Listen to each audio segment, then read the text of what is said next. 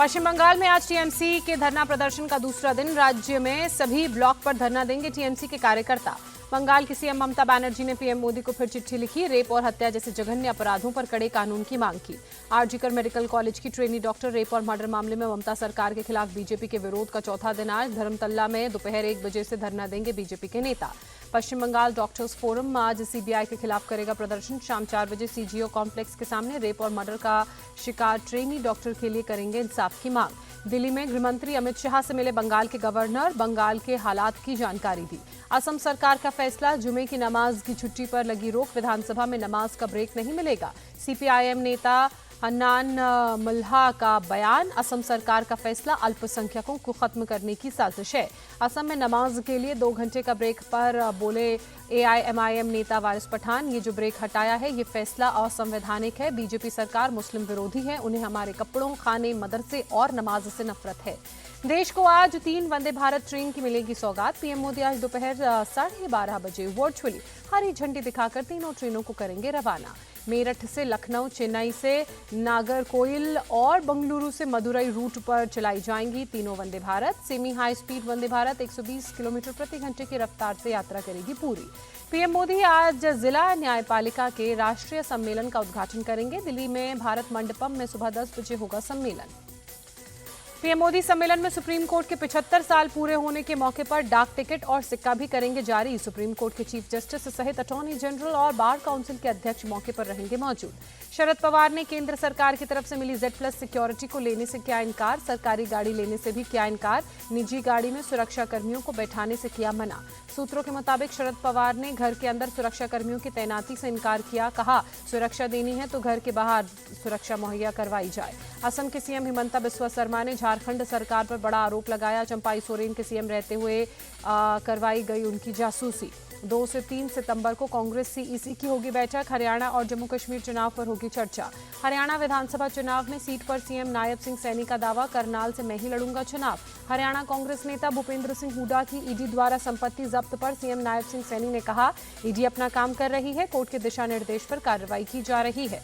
उत्तर प्रदेश के सीएम योगी के लाल टोपी वाले बयान पर सपा सांसद अवधेश प्रसाद का पलटवार। उन्हें पता है कि उपचुनाव में उनका सफाया होगा और ये सफाया लाल टोपी वाले ही करेंगे। कन्नौज के छिबरामऊ में अखिलेश यादव के सामने सपा समर्थकों में मारपीट। मामूली कहासुनी के बाद 2 पक्ष आपस में भिड़े। केरल के पलक्कड़ में आज से आरएसएस की 3 दिवसीय अखिल भारतीय समन्वय बैठक। 4 राज्यों के चुनावों पर बैठक में होगी चर्चा। आरएसएस की बैठक में बीजेपी के नए अध्यक्ष, महिला सुरक्षा और बांग्लादेश में हिंदुओं पर अत्याचार पर होगी चर्चा। तनख्वाह घोषित होने के बाद सुखबीर बादल का ट्वीट। सुखबीर बादल ने कहा, श्री अकाल तख्त साहिब के आदेश को स्वीकार करता हूं। जल्द ही अकाल तख्त साहिब के सामने पेश होकर खीमा का परीक्षण करूंगा। जयपुर में फ्लाईओवर से पानी के टैंकर पर गिरा एक ट्रक। टैंकर का ड्राइवर बुरी तरह से जख्मी। तेज रफ्तार की वजह से बेकाबू होकर गिरा ट्रक। उत्तर प्रदेश के लखीमपुर खीरी में आदमखोर बाघ को पकड़ने की कवायद शुरू। ड्रोन कैमरों की मदद से बाघ की तलाश में जुटे वन विभाग और पुलिस के अधिकारी। वन विभाग ने बाघ को पकड़ने के लिए महेशपुर रेंज में पिंजरे भी लगाए। आदमखोर बाघ ने पिछले 1 महीने में 4 लोगों को अपना शिकार बनाया। उत्तर प्रदेश में सीतापुर के महोली तहसील में बाघ के खौफ में लोग। बाघ से बचाव के लिए गांव के लोग लाठी डंडे लेकर रात में दे रहे हैं पहरा। कड़िना नदी के तराई वाले इलाके में मौजूद बाघ के एक परिवार में कई मवेशियों को बनाया शिकार। लोगों ने प्रशासन से जल्द बाघ को पकड़ने की मांग की। हिमाचल प्रदेश के धर्मशाला में रिहायशी इलाकों में पहुंचा तेंदुआ। एक मकान के सीसीटीवी में 2 तेंदुए कैद हुए। बहराइच में भेड़ियों को पकड़ने के लिए ऑपरेशन जारी। वन विभाग की टीम ने भेड़ियों को डराने के लिए आसपास के इलाकों में पटाखे चलाए। बहराइच में वन विभाग की टीम इंफ्रारेड ड्रोन से कर रही है निगरानी। हमलों के बाद भेड़ियों की तलाश अब तेज हो चुकी है। राजस्थान के भीलवाड़ा में गाय की पूंछ काटे जाने के मामले पर विश्व हिंदू परिषद और बजरंग दल का प्रदर्शन।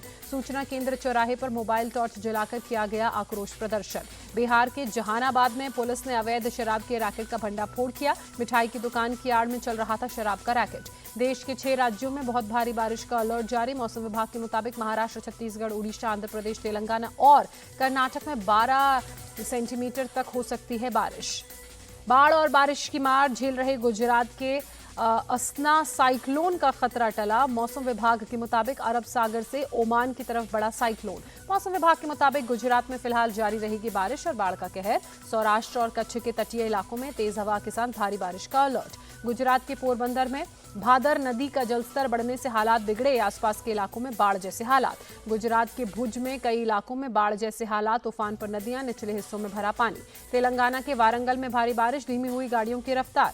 आंध्र प्रदेश के विजयवाड़ा में भारी बारिश, तेज बारिश के चलते कई जगहों पर पानी भरा। ट्रैफिक हुआ स्लो। 3 से 5 सितंबर तक ब्रुनेई और सिंगापुर के दौरे पर रहेंगे प्रधानमंत्री मोदी। ब्रुनेई जाने वाले पहले पीएम होंगे नरेंद्र मोदी। न्यू कैसल की पहली मानद वाणिज्य दूत बनी मीनू मल्होत्रा। भारतीय उच्चायुक्त दौर ईस्वामी ने किया नियुक्त। पेरिस पैरालंपिक्स के दूसरे दिन भारत का जलवा। महिला शूटर अवनी लेखरा ने रचा इतिहास। 10 मीटर एयर राइफल के फाइनल में अवनी ने जीता gold medal. 10 metre air rifle में ब्रॉन्ज मेडल भी भारत के नाम। मोना अग्रवाल को मिला ब्रॉन्ज मेडल। एक ही इवेंट में भारत को 2 पदक मिले।